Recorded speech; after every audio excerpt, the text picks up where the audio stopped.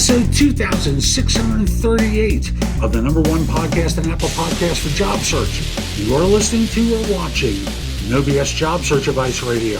I'm your host, Jeff Altman, the Big Game Hunter, and welcome. People hire me for No BS career advice and coaching globally because I make things so much easier for people related to job search, hiring more effectively, managing and leading better, dealing with workplace issues, and much more. And obviously this podcast deals with the job search side of my life. And I've been on air since November of 2010. This is the oldest continually running podcast in the job search space by far. No show has anywhere near the number of episodes that No BS Job Search Advice Radio has.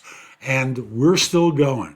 I will tell you, we're going to keep on going for quite some time. Now, today's show is one about a negotiation scenario, because for some of you, you may be better served, especially if the offer's a little low, about negotiating an offer into a consulting offer.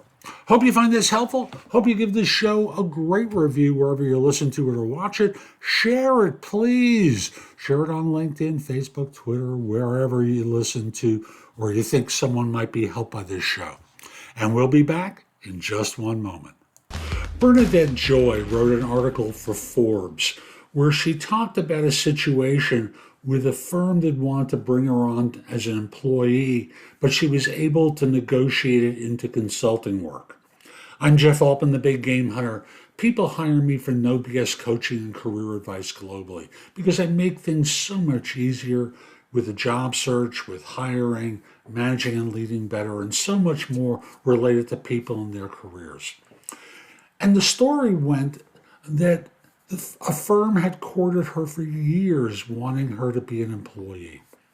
They offered her $85,000 per year because the person who left that job was making that much for a 40-hour week.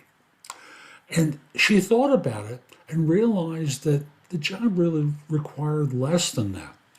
And she paused and said, I'd love to work with you, but as a consultant, I'll take the $85,000, I'll make my own hours and still run my business.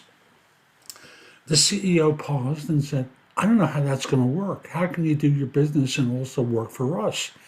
And she responded by saying, would you be asking me this if instead of a business it were kids?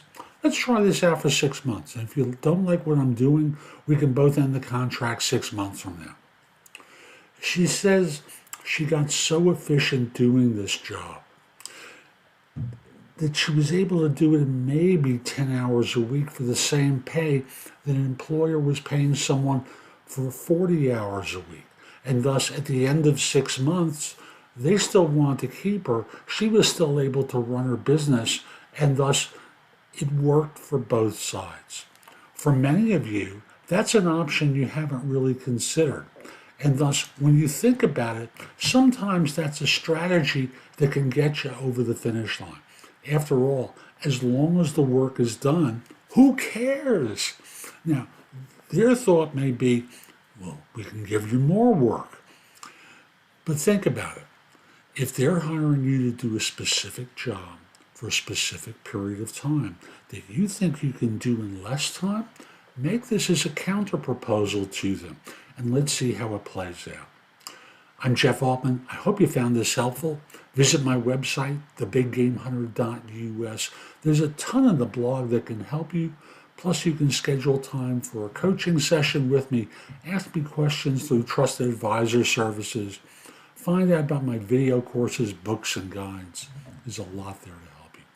Also, connect with me on LinkedIn at linkedin.com/IN/The Big Game Hunter. Have a terrific day, and most importantly,